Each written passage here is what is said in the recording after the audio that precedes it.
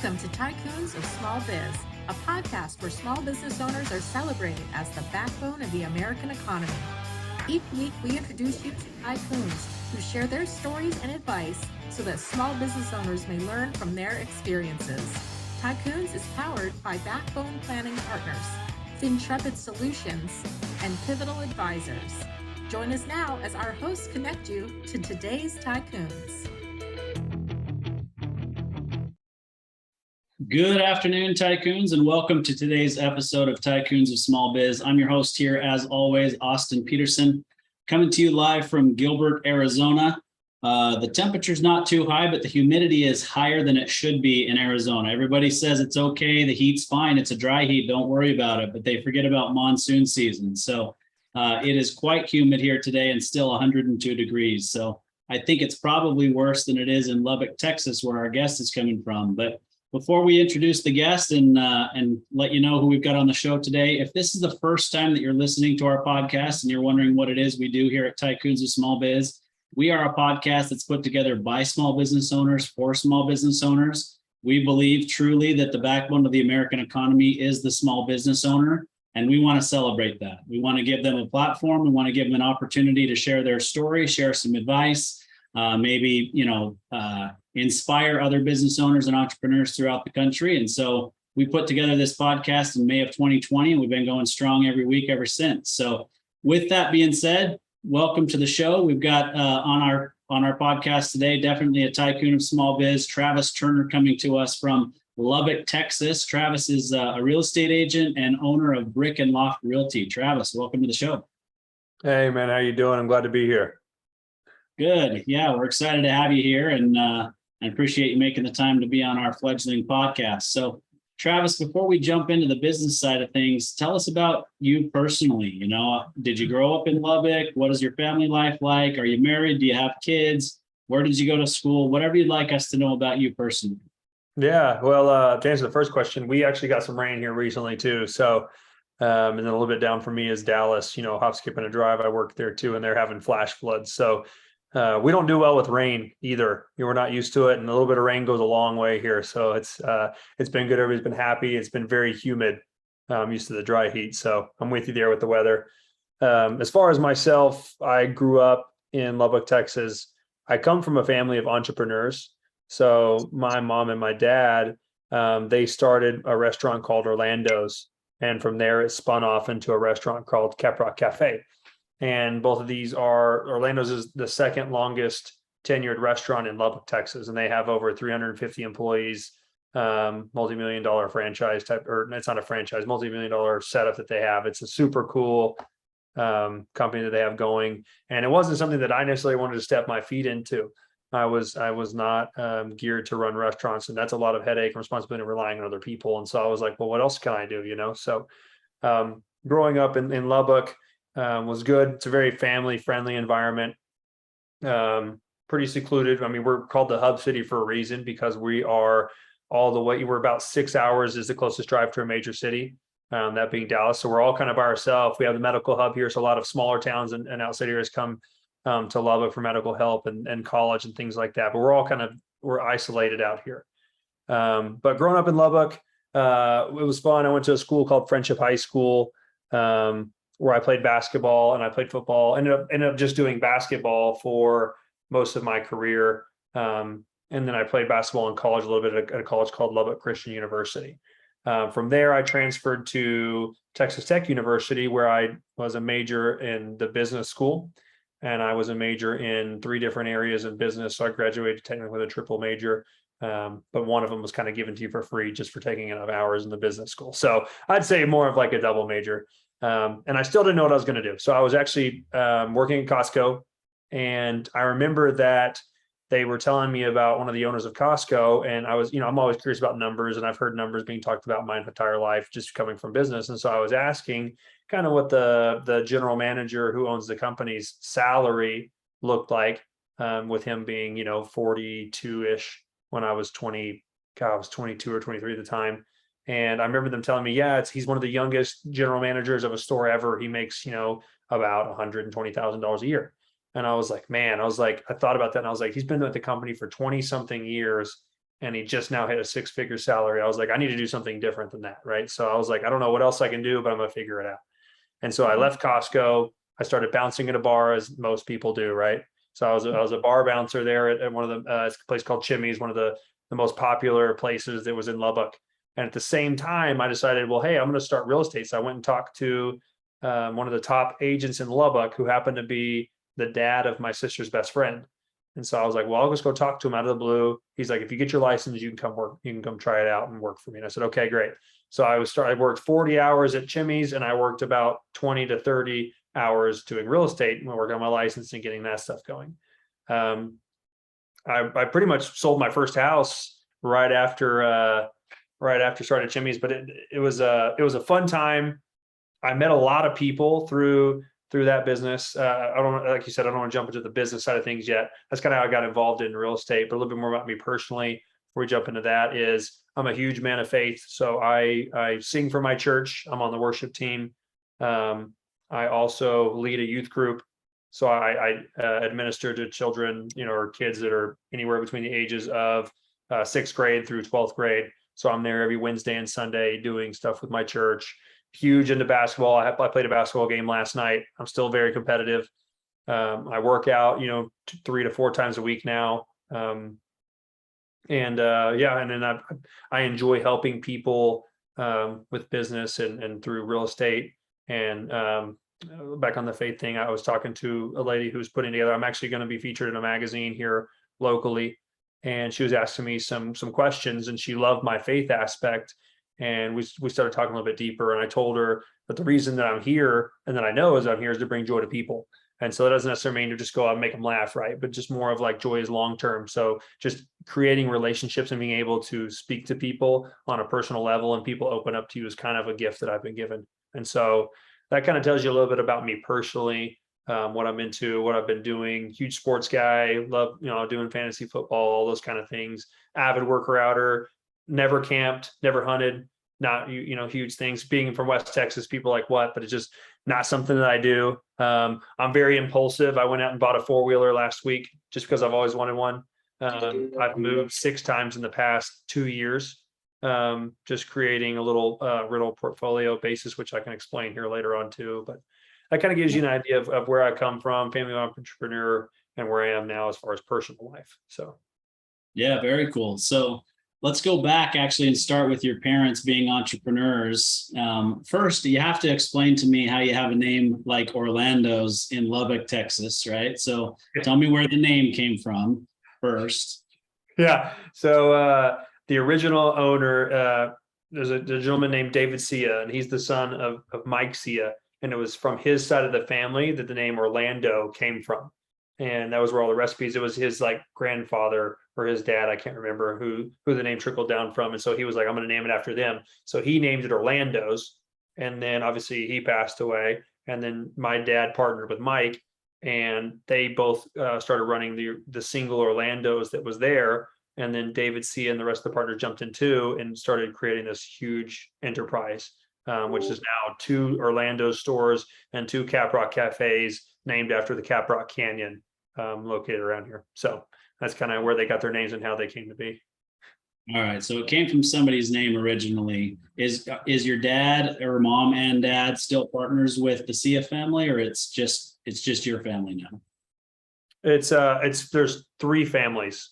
So there's the David Sia and his family, Gerald Fanta and his family, and then the Turners, which is my family.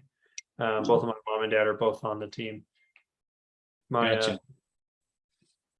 Go ahead.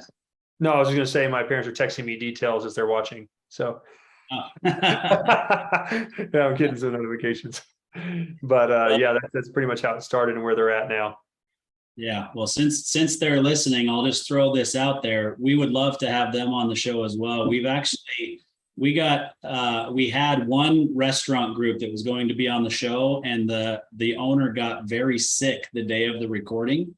And so we had to scramble and put somebody else on. So we've never had a restaurant group on the podcast. 120 episodes, we've never had one. So we'd love to have a restaurant group on the podcast. So if this is something your mom and dad or any of their other partners would like to do, we'd love to have that conversation. But so now I kind of lost my train of thought. Well, actually, I was going to make a comment about Friendship High School. Is that like the name of the township? I know it's not spelled like friendship, but it sounds like a very friendly place. Yeah, FREN. So friendship. And it is located in Wolforth. So it's like a suburb of Lubbock. And it's the school that I went to. So the elementary was in Lubbock, and then you transition into Wolforth, and that's where the high school is. And when I attended, my class was like 420 students, and we were a 4A school. And fast forward to now, which is I graduated in 2010. So even 2 years ago, it's still the same. They're now 6A, and they're graduating their freshman class. They have their own building because they've gotten so large. They have their own freshman school for the high school. It's across the street from the actual high school.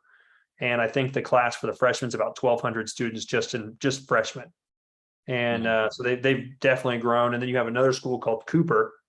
And so now you have the big Texas rivalry, which is these two big 6A schools in Lubbock, Cooper and Friendship, that play sports against each other and compete every year. So it's become a big rivalry since when I was there to now, but now they're both massive schools, and they've just happened to be in the good part of town where all the buildings going and everybody's wanting to move to. And they've been highlighted as some of the top school districts in Texas and things like that for academics and sports. So yeah, people love it out there. So is this a part of Texas where the whole town shuts down on Friday night during football season, and the whole town is at the high school football games? For the high school, I would say not as much as when Texas Tech plays.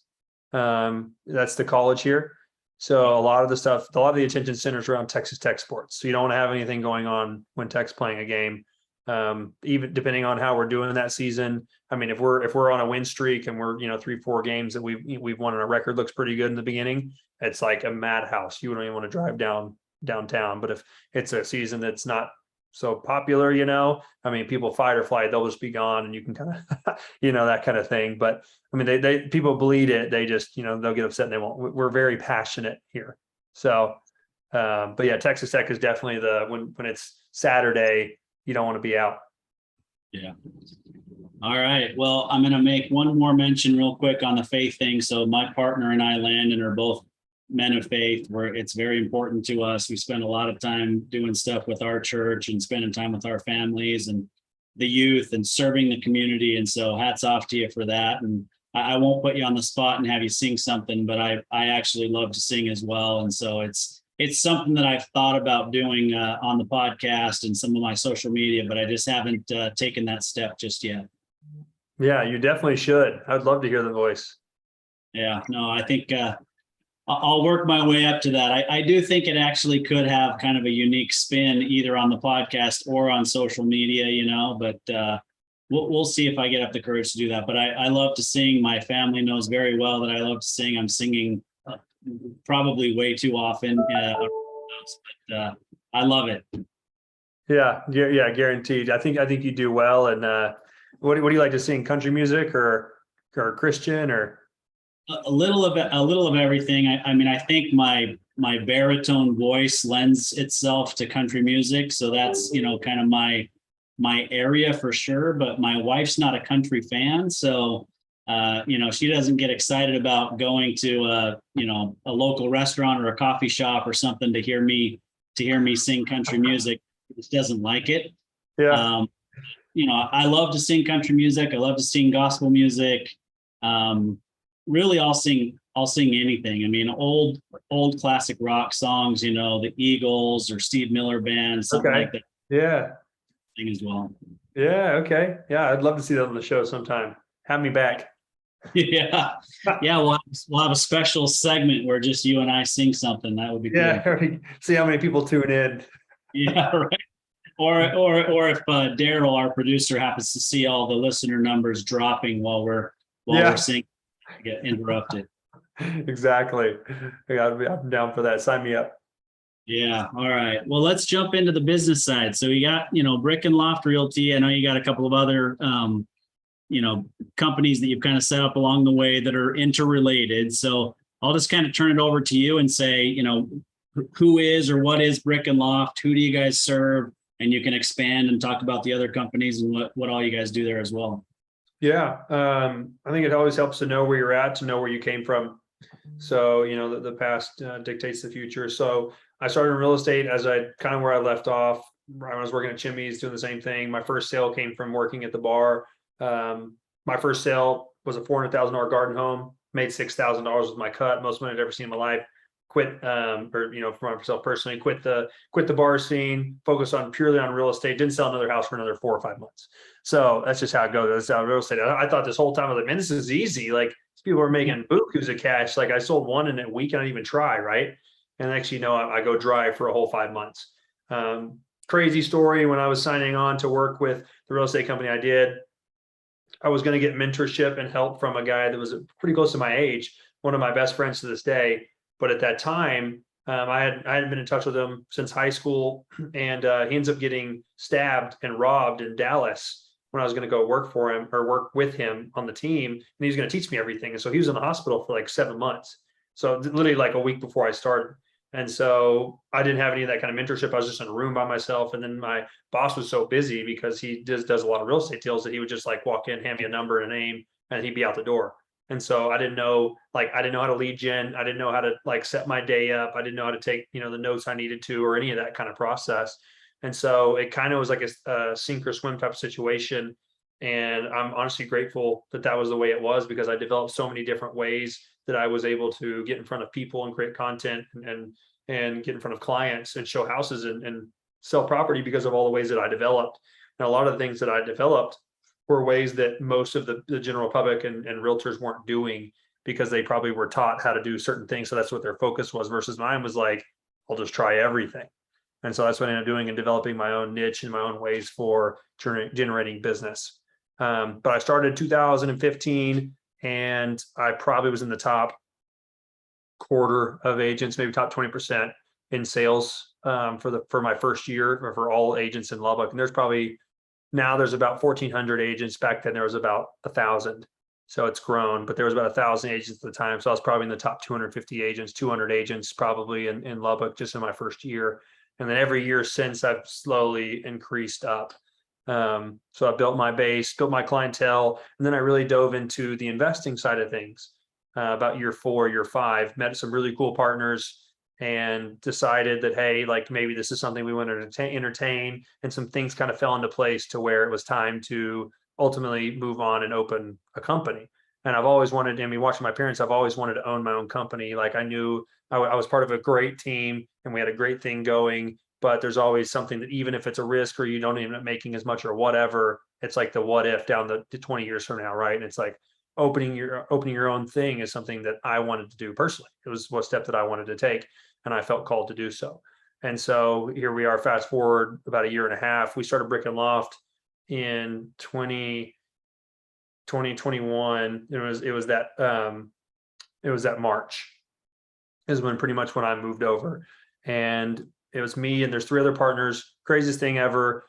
Travis Turner, myself, Travis Lanning, Travis Hansen, and then Landon Quigley. And there was 3 Travises and Landon. And so that's pretty funny. There's so many. And now our like banker's name is Travis. We hired a guy named Landon Turner. So Travis Turner, Landon Quigley, Landon Turner. So there's a lot of confusion in the office. You couldn't say anybody's first or last name without getting multiple people saying what. So that was definitely interesting, and a joke a lot of times. And people would say Landon Turner was our son and stuff like that. And it was funny, but pretty crazy there. So yeah, 2 of my partners named Travis as well. So we're all on a last name basis. But we did, I won't go into heavy detail, but we set our brokerage up where pretty much we sold off an equity portion of the company to the community to get community involvement, to where that they could have ownership, but also, help us to generate leads and organic leads and their family members, right? If they have a hand in something, why would they send their family member, their brother or their aunt or whatever to their real estate company when they could make money passively through sending it to our company? And so we ended up doing that. We held an event, held a big party, had wine, food, the whole nine, sat down with people and helped them get set up with our company. And then from there, it's been slowly building our systems over the last year of how we're going to train, onboard, who we're going to go after, how we're going to hire people, and then what markets we're going to service. So now we're in Midland, We're in Lubbock, Texas, Midland, Texas, and then we're also servicing the Dallas-Fort Worth area. I was just on a Zoom call with a girl that is joining the team in Dallas, and she's going to be the feet on the ground there. We're going to build out there as well. And so Brick and Loft is our real estate brokerage that the four of us own and operate and are helping to teach and to grow our agents here in local in Lubbock and in other markets, and eventually hopefully cover quite a bit of the South. And the model that I've kind of gone after is that I really, like I said, my passion is to bring joy and success. Like I succeed when other people succeed, and when other people get excited to make a sale, and when they get business going and they can support their family. And so I invest my personal time on a daily basis to other people to help them succeed. So I was just on an hour Zoom call before this one with about 3 of my agents, just going over ways that they can create more business, how they can get some stuff going and set up. Like anytime anybody needs me, they can call me. I sat down and spoke about how to host Airbnbs with one of my agents earlier. So anytime I can give time to help boost them in their career, is what I do. I don't want them to ever feel like a number and just like joining a company and like, go sell real estate, good luck. It's more of like, hey, like it's a hard business. It's still going to be your business. You're still an independent contractor, but I'm going to do everything I can to make you win. Do we give it our best shot, right? So if they give any ounce of effort, in my mind, they should be able to succeed and make it a living and make it a career. So that's pretty much what Brick and Loft is our new company. And we're the building. I forgot to mention, we're building a $2 million building on the south side of town. It's a 2-story, super cool building right in the heart of everything, where Lubbock is moving to. It's Brick and Loft. Obviously, we have brick on the exterior, and the interior we have brick walls, and then we have a big loft up top where the owners are going to be able to have their offices, and then we have like a cool staircase, and eventually we may have a slide, after it's all said and done, type of stuff. So that'd be something fun to add. They nixed the fire pole. They said no fire pole, so we must have that. So just going to say that. Yeah, we took that out of the plans. It is what it is, but slide will be coming eventually. But yeah, that's our main hub and our main building, and that'll be done hopefully in November or December. And then I'll be doing the next call like this out of that office. So yeah, that's the plan here in the next couple of months, which I'm pretty excited for. And so right now, full recruit mode. So that's Brick and Loft in a nutshell. Yeah, I may have to come down to Lubbock just to be able to go down that slide. Yeah, you need to come, man. We're gonna have a grand opening, and it'll be a big party. Yeah. So I think what you guys are doing is obviously a unique spin on real estate in general, but there are a couple things that stick out. So we had a guest on the program long time ago, probably episode, I want to say 7, 8, 9, somewhere in that range.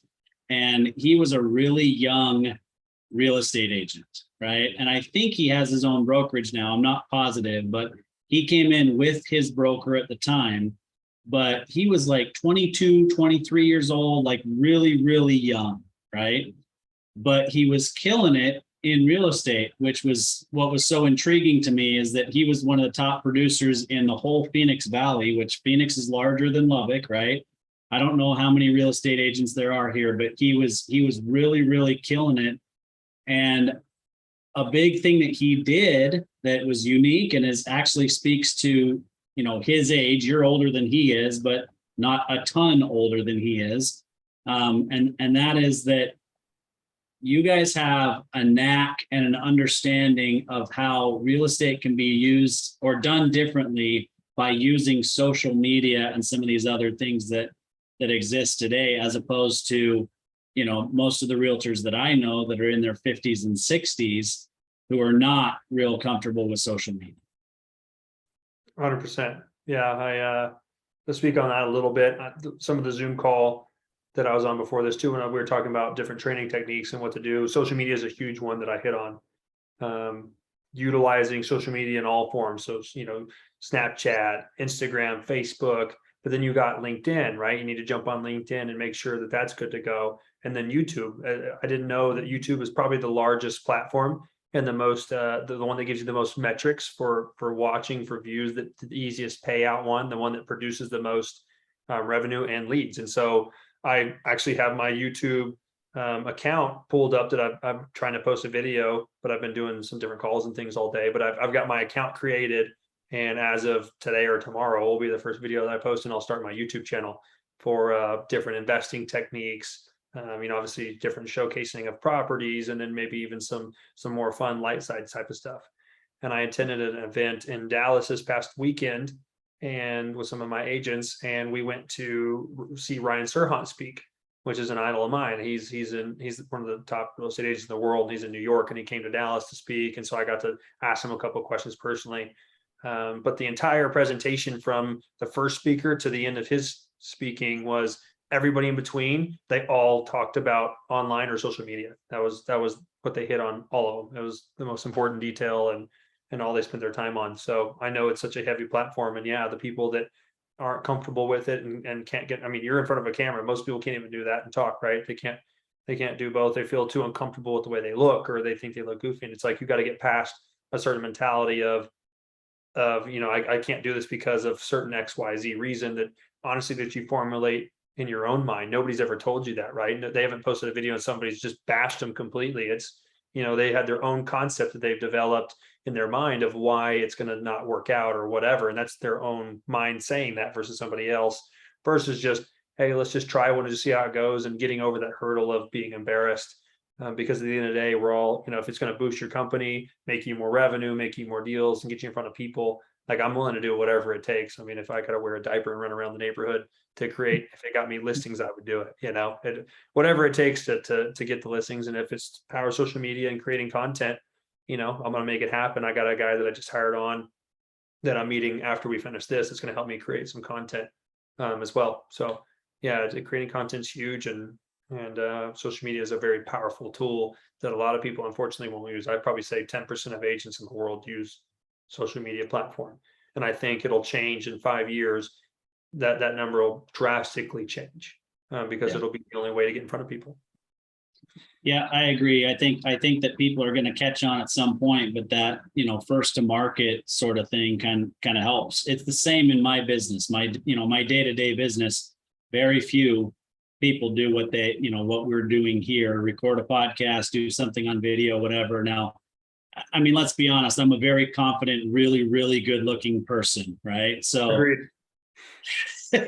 so, that makes it easier for me. But no, we all deal with those same, insecurities, right? It doesn't matter if we look like Tom Cruise or we look like, somebody that's not Tom Cruise, right? But the reality is we all have those insecurities, but it is a differentiator. It is something that makes a huge difference in this marketplace. So the other thing that I wanted to point out and kind of just get your thoughts on is it is almost appalling to me how many real estate agents there are in our country that do not own any real estate.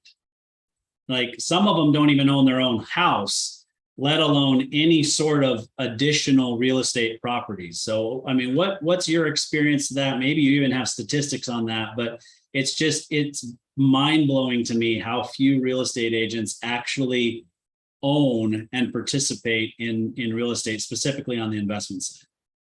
Yeah. It's so true that a lot of realtors don't even own a property. So in Lubbock, just in a general idea, there's about 1,500 agents or so, and only about 700, 800 of those people sell any house within a given year. The rest of them, I don't know if they just have their license to have it or they don't use it, but there's about 800 people in our market that don't sell a house in a calendar year. So there's a lot of people, I think, out there that getting your real estate license is not hard. It's honestly not hard doing a contract. The hard part is finding people to buy and sell with you. And I think there's about 20 to 30% of the market of agents. This is the hardest market to be a real estate agent in the career that I've been in, my short career, about 7 years. But from like 2008 to probably here is probably one of the hardest markets to be a real estate agent in, because there's so little inventory, there's so much cash being thrown around, and people necessarily don't need an agent. They're just throwing a house up there and they were getting whatever they want to. The market's cooled off a little bit, but there's just no inventory. So you got 4 people looking for the same product, and you just gotta wait till something comes up, and then you put an offer in, and there's 7 other offers, and you've lost. So you gotta, the more experienced agents are the ones that are controlling a lot of the deals right now. And the people that haven't been in the business for very long are not making a whole lot of money. When on the flip side of things, people look at the market and they're thinking it's so hot, and everybody that's in real estate is killing it. It's really not, that's really not the way it's going. So I tell my agents, if you can get through this storm and you can make it to where we have a more stable market and your rates stabilize and everything is more normal, that's when you really can, get involved in the game and start making a name for yourself. Because right now it's very hard. So if you can make it now, you can make it anytime. But back to your original statement of a lot of agents are practicing real estate and they're giving their opinions on just the normal side of things of just walking house and selling it. Okay, like, yeah, if you don't own your own home, you live in a home, so you still can know the flooring, you can know the area, you can know the prices, you can know every detail about a house without actually having to own one. I think experience is key in any kind of business. So I bought a house just to know what the process was like of actually buying a house and being on the other end, right? Because I never had that experience for the first couple of deals I did. So they were like, I didn't know exactly what the bank sent you to get pre-approved, and I didn't know what documents they technically needed from you, or how many, like all the inbound calls that because your information gets sold, and all the mail that tells you to pay for this and that, and you think it's legit and it's actually not. All those little small intrinsic things have value. And so when I bought my own house, I was able to say, yeah, well, I've actually bought my house, I know kind of step by step how this goes, and then I can guide the buyer through there. With investing, I think that a lot of agents think that investing is, oh, that property has a tenant in it, it's an investment. It'll be $1,000 rent and the property be $200,000. Well, yeah, it's in rented, but how's that an investment when you're going to negatively cash flow every month unless you put half down? It's not a good deal. And so I've made a name for myself in my market with investment property because I've owned over 100 rental properties at one time. I built that portfolio up and over in about 2.5 years. I own right now, I'm over 20 properties personally in my portfolio, just with myself without any other partners in it. And then I've gone through and bought and sold, and I do about 80 to 100 transactions a year, properties. And so I move quite a bit of property. So I know a contract like the back of my hand, and all that knowledge. I tell my agents always, it produces so much value when talking to somebody. And I think owning property, if you're going to start teaching people on how to invest their money, you got to be very, very careful because people work very hard for their money. Real estate is statistically one of the largest, if not the largest purchase that an individual person will ever make in their entire life. So you're handling a massive portion of their money, and yeah, you're getting paid well, but you need to also, you can't just be yeah, you want to buy a house, 200,000. Okay, you should pay them 200,000 and then collect a check. It's like, there's a lot that goes into it, a lot of guidelines, because with investors, if you make them money, they'll be repeat customers.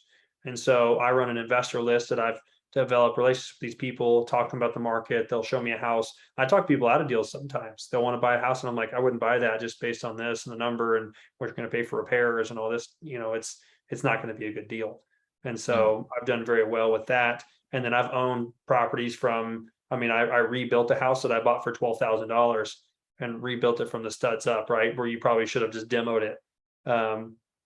All the way to doing light remodels, but I've done everything in between: plumbing lines, sewer lines, roofs, decking, installed HVAC units with some crews. Anything under the sun you can think of for a property, I've done it. So I know the cost, I know what to look for, I know, what foundation damage looks like versus settling. There's a lot of different things you can look at. And so when I've owned property as well, people will be like freaked out about an investment. I'm telling them like, hey, it's an investment property. You're really worried about the bottom line. You don't have to live in this house. It's just something that's going to make you money. And so just different things like that with owning property and understanding exactly what it means to own your own rental property will help. You can pass that information along to a buyer and investor, especially one that's a little bit newer that doesn't necessarily know what they're doing, because at the end of the day, you want them to make a sound investment to where they tell all their buddies and they come invest with you more, and you bring repeat business. And that's pretty much the name of the game. So there's a lot of agents out there that I think are one and dones because they tell people that, this is a great investment property, and then that person buys it, and then they get upside down in it, or they need to sell it because it's not cash flowing, and then they're burned down. They don't want to do real estate investing. And everybody knows that person, right? Oh, don't buy a rental, it's a headache. And my tenant did this and punched holes in the wall and like tore the toilet out and left. And it's like, okay, yeah, that stuff happens, but if you buy right, you have the right team behind you. We patch all that stuff up, we take their deposit, we take money, and then we keep rolling. It's an investment, so there is risk. But yeah, I think that owning your own property has a huge benefit for teaching people. So yeah, and obviously, some of these younger realtors that are just getting involved right out of college, they haven't purchased a house or any of those sorts of things, and so they they count on you to be that mentor and to be, kind of borrow your experience, so to speak, as their broker. But, we were talking earlier about social media, and just listening to you go through the different things that you have done and just getting started with your YouTube channel, like those are the types of things that you should be putting in your videos on your YouTube channel, is just talk through some of the experiences that you've had. I bought this house and I had to do this, and I had to, I tore it down and rebuilt it from the studs. And in doing that, I learned this that I can now pass on to you, right? Like there are some national real estate experts, right, that you're just not going to compete with on social media, on YouTube, whatever, right? But there's no reason to believe that you couldn't be the guy for Lubbock, right?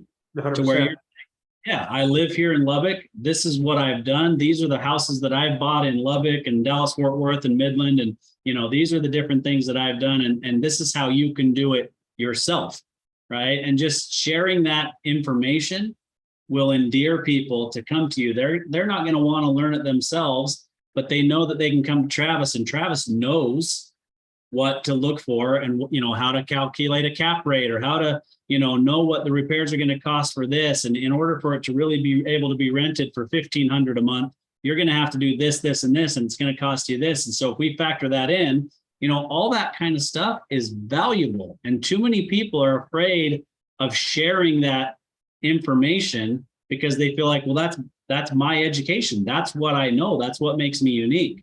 But if you share that as an educator online, people will flock to you.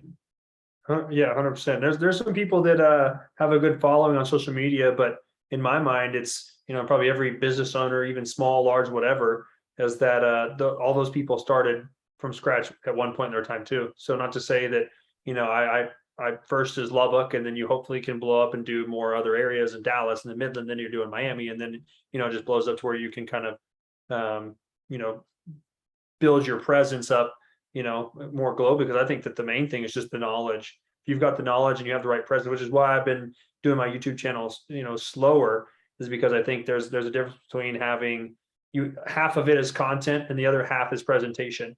And if you have really good content and your presentation sucks, people still won't watch it.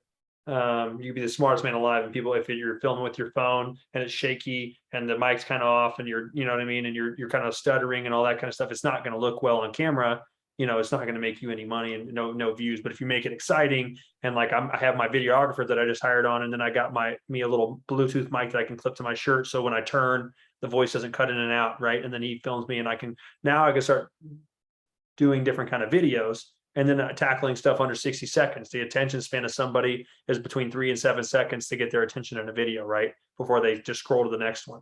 All the metrics on all the systems, they have to watch 70% of the video before it counts as like a watch. And then the more views you get and the more time they spend on your video, the more the system and the metrics work out in your favor to where it pulls on their page and the other people's page, and it blows up, and then it starts showing up on the For You page and things like that. So my target is more shorter videos, educational, wow factor. This house is, it's got, stuff everywhere, trash. I've had maggots in the sink and dog poop and stuff, and all the crazy stuff that you see, right? Some of that stuff, people want to see the gross and they want to see the awesome. And right now I know a lot of people show the really, really awesome multi-million-dollar mansions, but nobody really shows like the day-to-day grind of like, this person just trashed this house, come take a look type of deal, and all the stuff you can find. And that'll even get people wow factor and share and stuff. So that's kind of like what I'm going to start targeting with this. But I like to be pretty close to perfect. It doesn't have to be exactly perfect, but I'm not just going to throw material out there just to throw it. I'm kind of like, I have ideas, I'm gonna put them together and then implement them, but I want it to be on point when I show it so that people actually watch the video. So be looking out for it. Yeah. Yeah, it definitely should be on point, but you don't need it to be perfect, right? People want to see your personality. People do really recording, on their cell phone. So you got to find that happy medium. It's funny, you talk about how you can be the smartest person in the world and put content out, but people don't care about it. It reminds, you ever watch the show Big Bang Theory? No, yeah. So, Sheldon Cooper records Fun with Flags, right? And he's got his own YouTube show called Fun with Flags. And of course, nobody's watching it because nobody cares about, the origin of such and such flag, et cetera, et cetera. Yeah. So good reference. Yeah. So on that note, let's take a quick break. We'll hear a quick call to action for our listeners, and then we'll come back and talk some more real estate. Hey there, Tycoons. Austin Peterson here, co-host of Tycoons of Small Biz. If you think you have what it takes to be considered a tycoon and you're wondering how you could become a featured guest, please follow and then message us at Tycoons of Small Biz on LinkedIn. We'd love to have a conversation with you to see if it is a mutually good fit, and if so, we'll get you scheduled for an interview. If you're unsure about being a guest on our podcast, but are contemplating selling your business over the next few years and you'd like to know what your business is worth, please also follow us and then message us on LinkedIn for your no obligation, informal valuation of your business. We look forward to hearing from you, and thanks for listening to the Tycoons of Small Biz podcast. And now, back to today's program. All right, Tycoons, welcome back to today's program. We're here with Travis Turner, Brick and Loft Realty out of Lubbock, Texas. Travis, we've been talking a lot about obviously the different things that you've done in real estate over the years, but one of the things that you alluded to is today's market, right? Being a tough market to jump into the market. It's tough as a buyer, it's tough as a seller. So why should anybody purchase a home, or when should somebody purchase a home in this market, in your opinion? Yeah, a few key things. Like, I mean, I make money selling and buying property, right? But I still want the best for people. And so what I tell people is that there's a few key facts. Cause I haven't put a number on because I don't know how many it's going to be. Right? Some people will be like, there's 3 things you need to know. Well, there's a list of things you know. I don't know how many it is, so we're going to go over them. But number one, always buy within your means. So if you can afford a $500,000 house, but I mean, you're looking at your payment, you're like, yeah, I can afford it, but I'm going to be strapped. Like, don't do this. That's not a good investment, because even your personal home is an investment. I mean, you're still investing money. It's going to appreciate over time. You still depreciate on your taxes. You can still write off stuff for your home purchase and things like that. And it could be an investment in the future, maybe that you rent out or sell and make some profit on, right? There's a lot of clients that have bought with me and then their house has gone up 40% and then they sold it. That's an investment. They made money. Versus a car, you buy it, except for in this market, it's been a little different, but normally you buy a vehicle, and as you put 50,000 miles on it, that car depreciates. It's not an appreciating asset, right? That's not an investment. So buy within your means is a huge one, I think. And then I think buy it all. So you have people, 100% of the rent that you pay is not building anything for you, right? Versus at least getting some type. I mean, 6% interest rates. I mean, if people didn't grow up in the 2000s, they know that interest rates were in the double digits, in the 80s. They've been, they were high as like 16, 17%, which my parents had a house when they still bought it, that rate. So people still buy as the rates go up, and as rates come down, you can refinance. So it's not like you're going to be tied to a 7% interest rate for 30 years. You buy a house, you start building equity. The house will appreciate over time, no matter what. I mean, you may see, like, if you look at a graph, right, between here and here, it looks like the stock market. The stock market goes like this and goes all the way up. And then you have like 2000 or whatever, 2008, and it's like this, right? But in that little window, it looked huge. But in the big scheme of like over time, it's like a little blip and then it's back up. And over time, it's the same with real estate. Has gone up and up because there's no more real estate. It's a tangible asset. There's no less land. It just is what it is, right? And there's more people. Generally, the population is growing. There are people are, with inflation, there's money everywhere. People want to live somewhere, but there's nothing to buy. So demand was like shooting through the roof, right? So people are always going to need a roof over their head and a place to live. It's always going to be the American dream. Even if you're not in America, it can be, it's dreams to own property wherever you're at. Like, you want to own your own house. That is almost 95%, 97% people's goal is to own a property of their own. And so buying something just to start building equity in and just learning the process of how to own a home, like what repairs go into it, like what the process is, and just calling something your own is a huge mental thing too. Because, I have a lot of renters that I need to get in there and do stuff to the property, or like I sell one and I'm intruding their space and they're all upset. But I'm like, you don't, at the end of the day, I'm sorry, but you don't own the property. Like, the only right you have to it is that you're allowed to live there because you've signed an agreement. But in that agreement, there's all sorts of clauses of, I can have access to the property. If you don't make your payment in the first 3 days, I can evict you. I can do all these different things to a tenant. Your tenant rights are there, but they're very limited if you're not making payments, and access to the property is always given to the landlord. I could just show up and walk through the house. It's the right to the owner and to the property management company. Versus owning your own home, you have way more control and privacy and flexibility and things like that. People don't think houses are that liquid. Well, I mean, you've seen how the market's been now. I bet everybody wishes they bought a house in 2019 because of how the market's been, right? It was crazy, right? And it's just, I mean, there's gonna be moments like that I mean, people bought stuff 30 years ago and now they're reaping, benefits massively. I mean, it's the opportunity is endless, and people always ask me, what do I think the market's doing? And I tell them, I think the market, you could see a little bit of a change. Interest rates, they're combating inflation by raising interest rates. That only goes so far. People are still buying right now. Interest rates only controlled inflation so much. There was still an increase until they had their last hike, I think, and then it kind of steadied. So people are still out there buying. Real estate is, I think, with social media and just the energy and the attraction around it, with all the TV shows and everybody investing in all the social media now, having TikTok presence and stuff, real estate's really becoming a booming thing that everybody wants to be in. And when everybody wants to be in something, you just see it continue to go up and up and up. And it's a tangible asset, one of the most powerful, largest purchases you can make. So it's always going to have value. So I tell people, you can't time the market. If you could time the market, if let me know. If I could time the market, I'd be a billionaire, right? Like, it just doesn't work like that.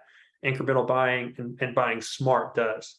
So that's why I go back to my first point: buy within your means. Yeah, okay, if rates are 10%, buy something that you can afford, because as rates go up like that, generally house prices will stabilize, or you might even be able to find some more deals, right? Because now nobody can afford a $400,000 house at 10%. So that house might be $325,000, $350,000. Well, then you get that house, but then it's going to go back up to $400,000, $450,000, and then you can just refinance, a year later, float the extra $100 a month for a year, and then refinance on a lower note. And so you can't predict the market. Buy within your means. Buy something that you can invest in. Be smart about it. And that's pretty much what I tell people about the market and when to buy and how to buy. And they always ask me. They always want to try to time it and wait until next year to see how things go. And I'm like, well, next year that $200,000 house is going to be $215,000. Yeah, you might save 0.5% on your interest rate, but you also have zero equity. So it's like you could have had 12 months of equity versus now you have none. The house is a little higher, but you're saving 0.5 point on interest rates, which you could have refinanced in 12 months anyway. So there's not a whole lot of benefit to waiting. Just buying smart is the main key. Yeah, well, you're kind of preaching to the choir. Obviously, Landon and I have these conversations with our clients from time to time about the stock market, right? And wanting to time the stock market. And it's the same thing. It's, nobody's going to time it perfectly. Get in when you can. If there's a pullback, put in more money.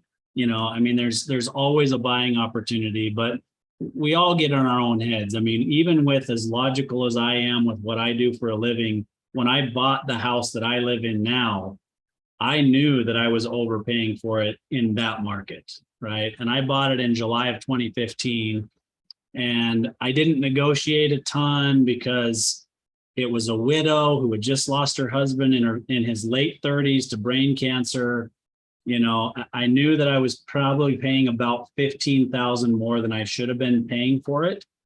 But she had listed it for sell by owner through this Facebook page. We live in this neighborhood that is just super well known, and everybody wants to live here because we live in Arizona, but there's groundwater. And so we have an exemption for trees and grass. And, we have really nice, beautiful yards compared to most areas that have the desert landscape, right?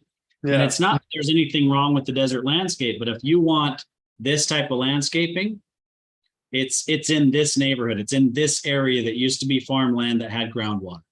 And so with that, a lot of owners are able to just list their property for sale by owner on Facebook and, sell it that way, right? Well, I also came with a realtor because I wanted the professional to negotiate some things, talk about certain things, handle the contract, those sorts of things. And so because of that, I didn't negotiate. But I fast forward 7 years and my property value has more than doubled since I bought it 7 years ago, right? So yeah. I felt like I overpaid then, but now I feel quite comfortable with what I paid, right?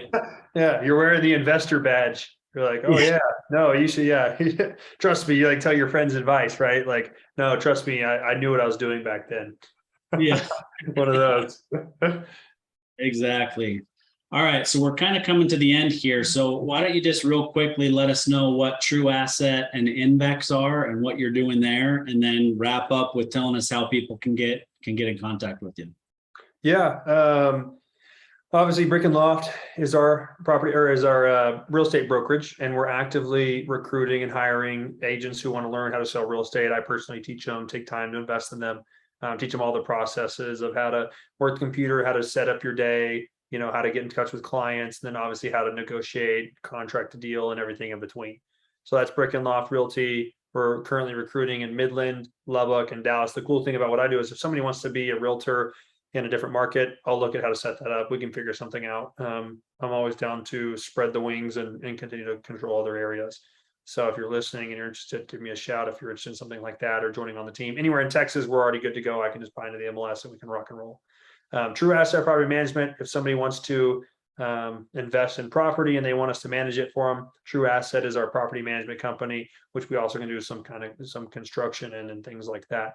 So if they want to invest a 1031 exchange money, or they want to just buy something in Lubbock because they heard the show and they want to invest in some real estate, I can take from A to Z all the way from I can help you locate a good property to negotiate the deal to managing the property and fixing all the stuff in between to then helping you resell it again to make a profit in the end. So that's True Asset Property Management. We are located in Lubbock. We can do some other stuff, and we're looking to branch out into the Dallas-Fort Worth area, as I mentioned, in the Midland area. So we can manage property out there if somebody has something that we need to look at. I also do Airbnb hosting. So I'm a super host in Airbnb. I host Airbnb property. I can do it from anywhere. I'm particular about the properties I host. So if somebody had one they wanted, they can reach out to me, send me details, and I'll take a look at it, give them the rundown there. And then we have Invex Capital Group, which is something we're super excited about that we rolled out last year. Fund 1 is already closed and we've already purchased everything in that one. Basically what Invex is it's like what Grant Cardone does or what Brandon Turner on Bigger Pockets does. It's a syndication. So they collect money from investors. It's regulated with the SEC, and we get that money funded to us, and then we buy property on their behalf. And the thing that we did differently than other groups is that other groups syndicate a large apartment or a hotel. It's usually one unit or one property that has multiple units, versus we targeted single family houses so that we didn't have all of our eggs in one basket. And I don't know if there's any other group that syndicated single family houses before. They always focus on one large unit to fix up a little bit, get it running better, and then sell it and take out the back end.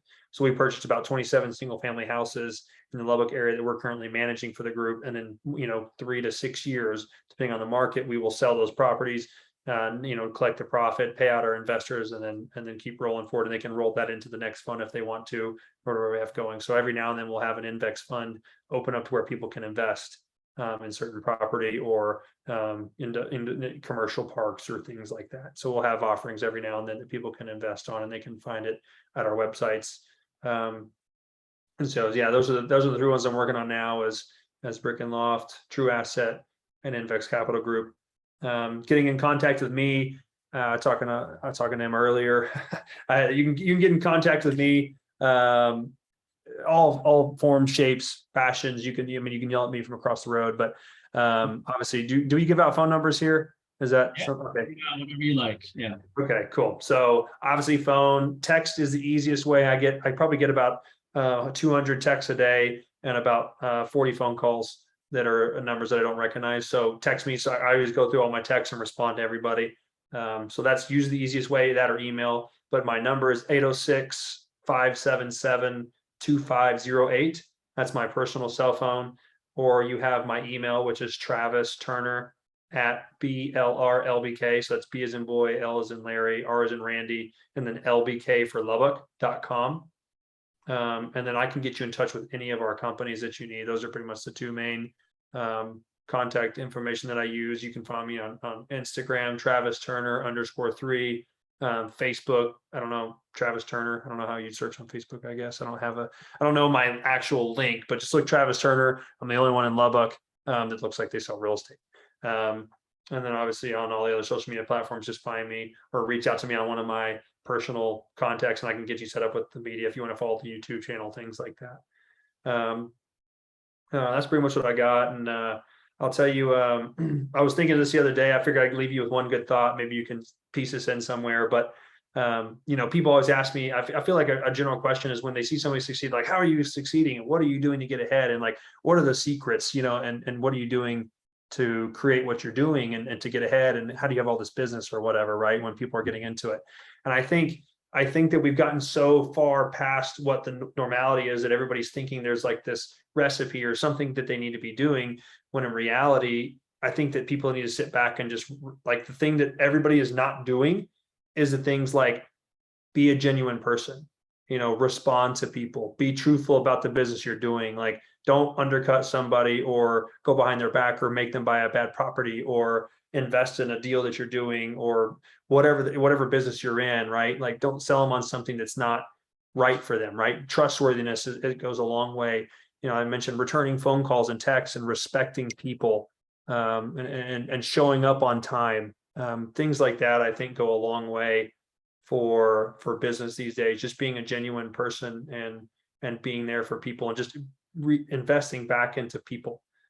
Just showing them that you're there for them, because that's what it is. In any sales business, we rely on the customers and they're the business, and without them, we would be nothing. So really remembering that and giving them your full attention, not distracted attention, but full attention. Just all those little things, I think, come into play.